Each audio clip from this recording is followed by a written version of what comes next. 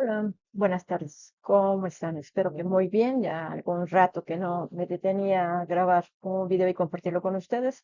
Pero bueno, en esta ocasión, fíjense que fue sensacional participar en la MIC 36.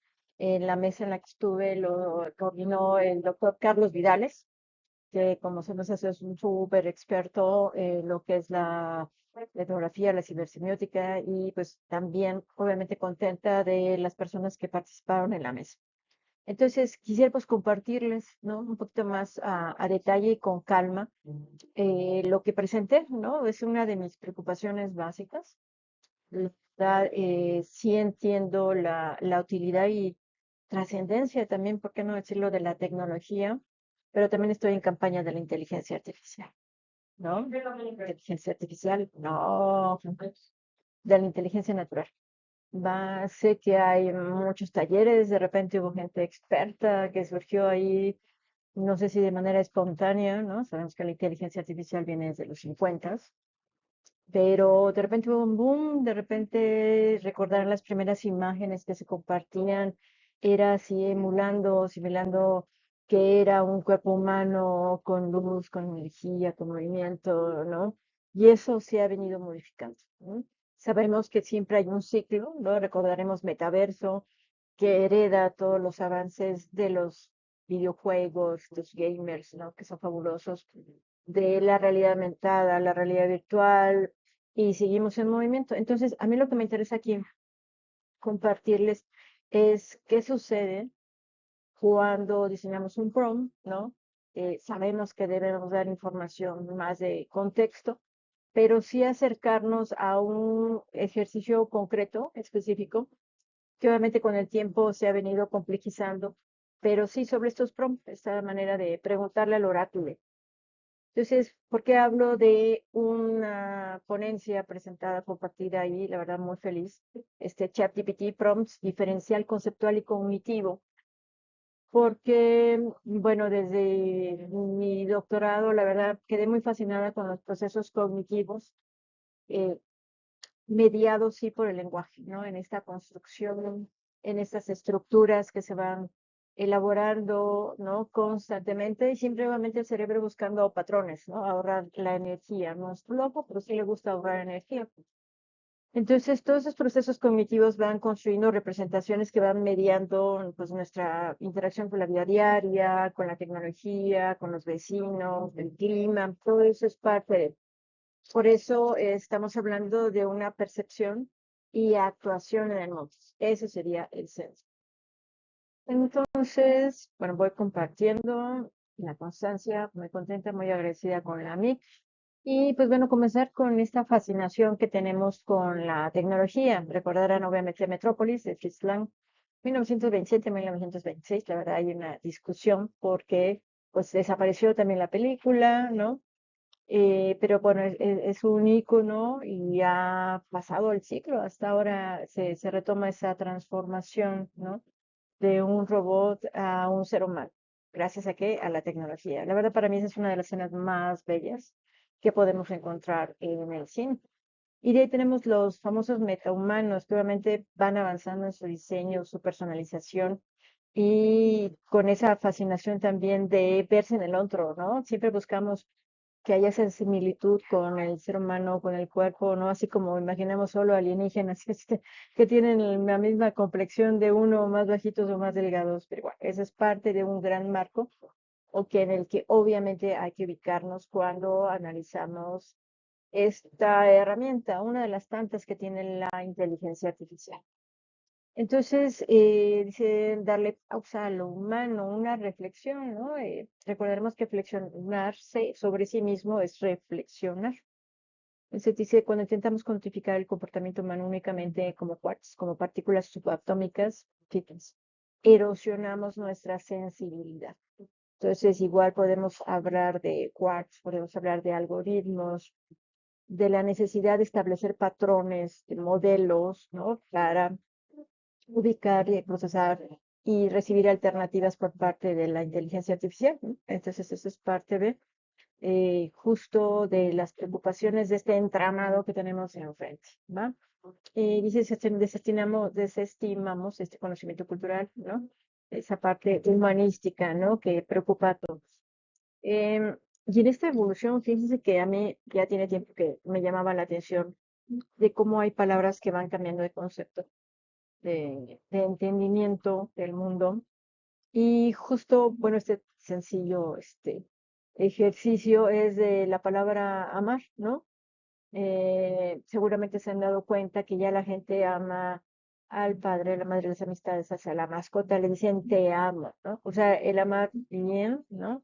El querer sí, pero sí, como decía la canción de José José, pues el amar y el querer pues no son iguales, ¿no?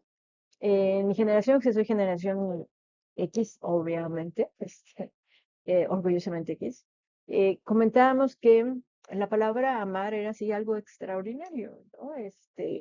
Más que nada enfocada a la pareja, ¿no? A aquella persona que sentíamos que era todo para nosotros en ese momento y el querer no tanto, ¿no? Yo no sé si viene por esta cuestión del inglés, ¿no? Del I love you, ¿no? Y obviamente diferencia I love you a I want you, ¿no? De I love you tiene diferentes conceptos dependiendo del contexto, que es una de las cualidades del idioma inglés. Entonces, en esta utilización de lo que es el te amo, pues se van dejando ver algunas situaciones, ¿no?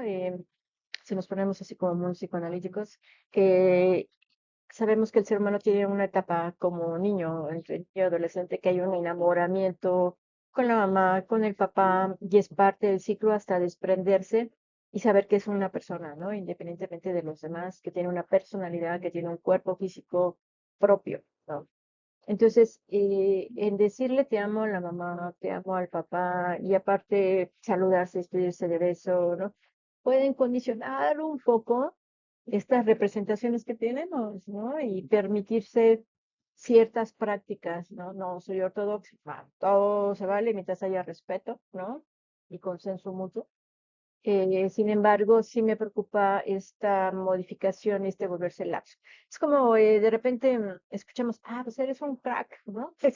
Y dije, wow, ¿no? O antes decíamos que era un antro, ¿no? Y era lo peor para las generaciones de nuestros padres. Y bueno, sí entiendo la dinámica de las palabras, pero en eso, el que un grupo de estudiantes esté muy contento de llamarse el Cártel 128 pues también es de pensarse porque en esa normalización de la violencia que la vivimos, pues también está un gran ejemplo como el comercial de Nike, ¿no? Lanzado justo en los Juegos Olímpicos pasados, ¿ah? Entonces, es por eso es así como que, el monch, ¿no? Y, o sea, ¿qué pasa?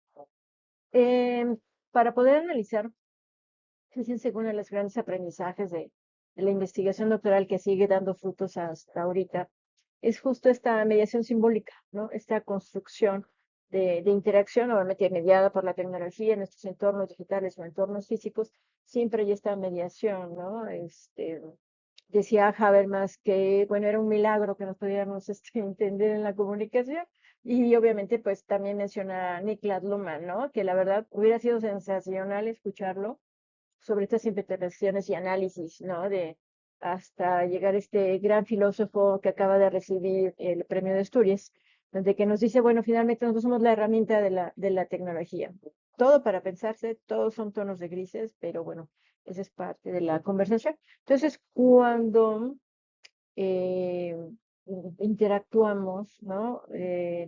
Esas percepciones se tocan, se respiran sobre qué es algo, cómo se elabora, cuál sería un ejemplo, el para qué, cómo reconozco esos resultados, que son preguntas básicas que siempre están en esta interacción para establecer acuerdos o ser objeto del mercado, cualquiera que pase. Otra herramienta que estoy utilizando en ese análisis tiene que ver con esta figura helicoidal que no es lo mismo que espiral, ¿no? Para mí eso es fundamental, porque lo helicoidal se va ampliando, ¿no? Como rebolino, entonces pareciera ser que se habla de lo mismo, pero no es igual. Hay mayor amplitud y profundidad. Entonces, si entendemos los procesos cognitivos, la construcción lingüística, el concepto que tenemos de realidad, de los objetos, de las personas, del clima, del sol, de la herramienta tecnológica, pero uno sobre otro, así como una matrusca, ¿no?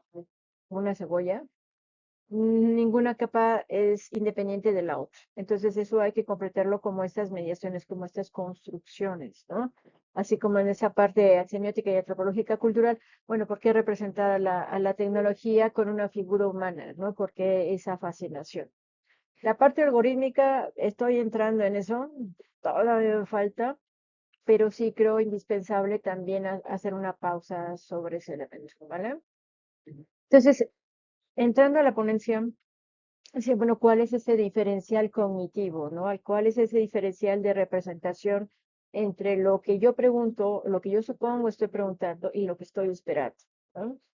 A veces una tecnología complaciente, perdón, o pide más información, o te dice, bueno, alguna otra inquietud, papá, y se establece pues un diálogo, finalmente, pero es un diálogo programado, ¿no? Que está alimentando. Tampoco es satanizar, ¿vale? Hay cosas muy positivas. Pero sí lo que quisiera es que quedara como muy explícito que hay distintas capas. Por eso hablamos de socialización. Todos socializamos, ¿no? Ahora pues vemos a un niño en la carreola que va ahí con su iPad, ¿no? Entreteniéndose. Supimos en pandemia que los niños que debían estar en kinder, pues tenían quienes podían tener su iPad, su laptop, su computadora, y ese era su mundo, ¿no? Entonces, cuando se lo quitaban, nuevamente berrinches y demás.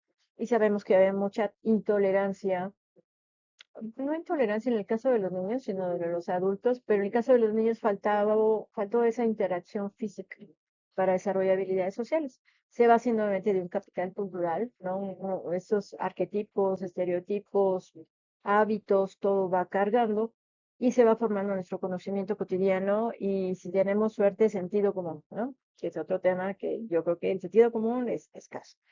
Viene el conocimiento escolar con un conocimiento formal, traducido, con andamios, ¿no? Para aprender y aprender todos los actores educativos, ¿no? El conocimiento científico que es formal, ¿no? Que obviamente ya pasamos el siglo anterior en donde era más divulgación que difusión científica. Ahora, Julieta Freire, bueno, tiene poco tiempo de fallecido, pues es un icono, ¿no? De esta traducción, de este acercamiento a la ciencia, así como lo fue Carl Sagan en los ochentas, ¿no? Y obviamente todo esto se enmarca en entornos físicos y digitales, ¿no? Entonces estos movimientos, estas interacciones nos empiezan a dar un diferencial cognitivo que puede llevarnos a sobreinterpretar, a interpretar de manera confusa o desde perspectivas que no necesariamente están alineadas a lo que yo estoy buscando, ¿no? A lo que yo estoy preguntando, a las decisiones que quiero tomar.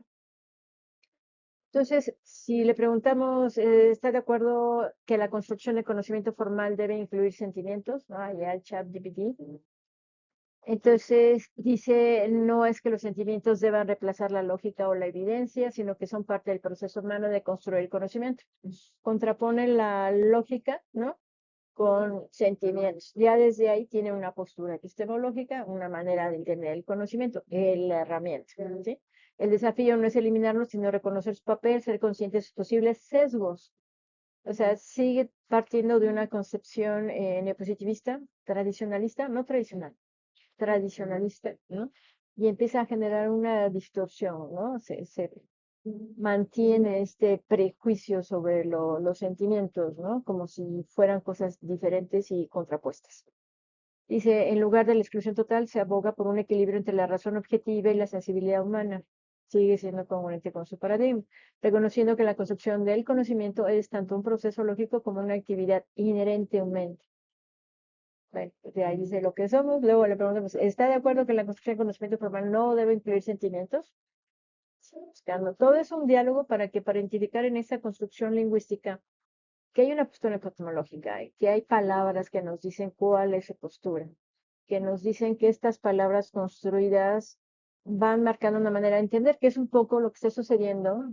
Y justo escuché un webinar hace unos días, que cuando me quedo con lo primero que me bota el Google, ¿no? Que es lo que me da la inteligencia artificial, está limitando mi percepción, mi criterio y mi toma de decisiones, ¿no?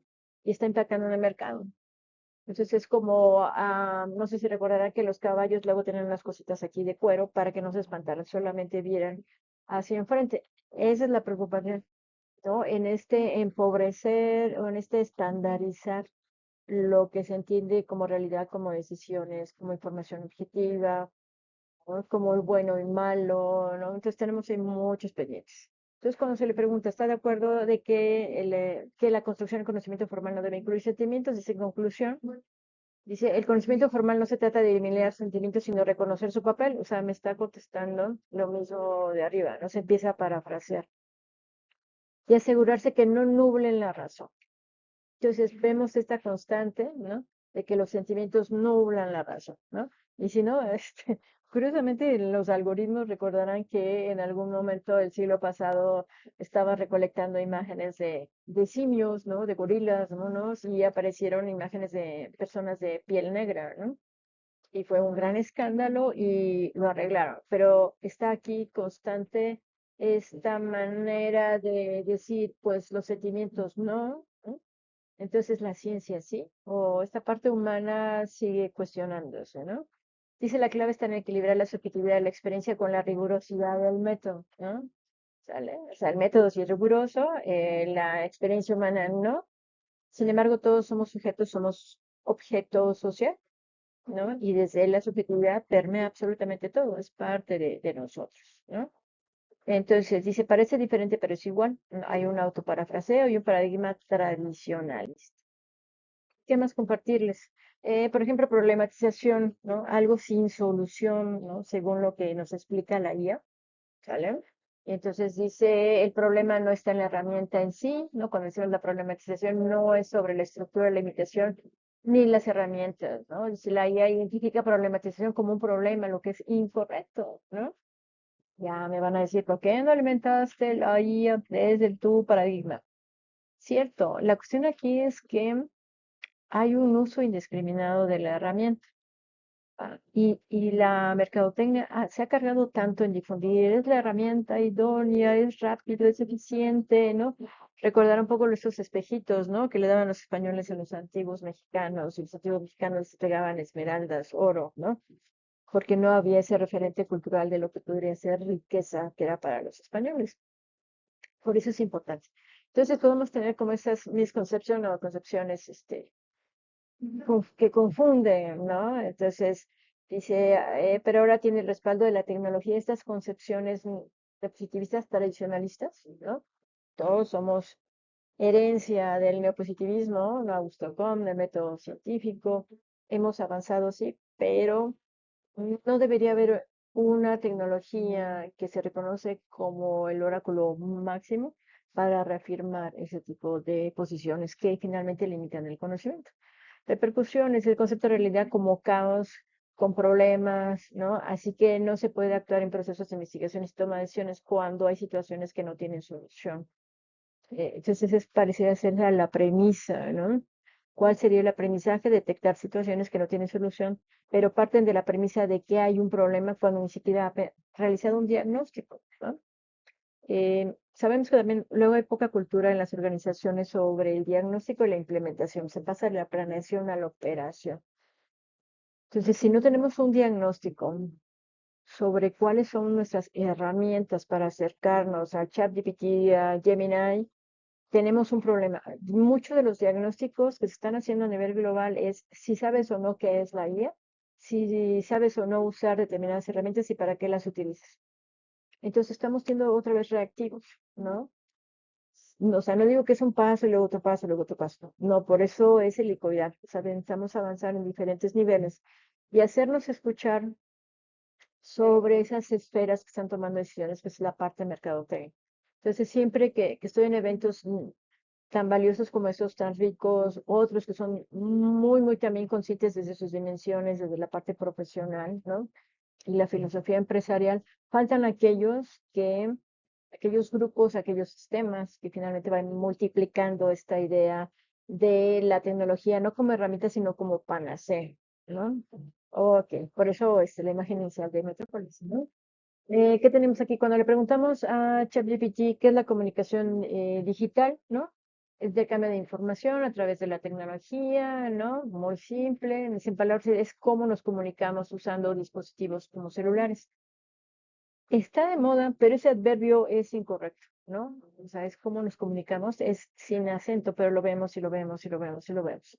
Entonces va empobreciendo la estructura gramatical y no nos va dando oportunidad de comprender realmente lo que se quiere decir. Y nos dice ChatGPT, características claves, la inmediatez, ¿no? La información se transmite al instante. La información sí, pero no necesariamente es comunicación. Dice, interactividad permite respuestas rápidas y conversaciones en tiempo real, multimedia. Yo estoy fascinada con la Internet, me impresiona cómo se ha evolucionado. Es como pasamos pandemia y dije, wow, ¿no? O sea, me fascina andar en el Zoom, poder tener la pizarra, trabajar, ¿no? Con el laptop y es una maravilla el dinamismo que le podemos dar a los procesos que estamos trabajando, ¿no?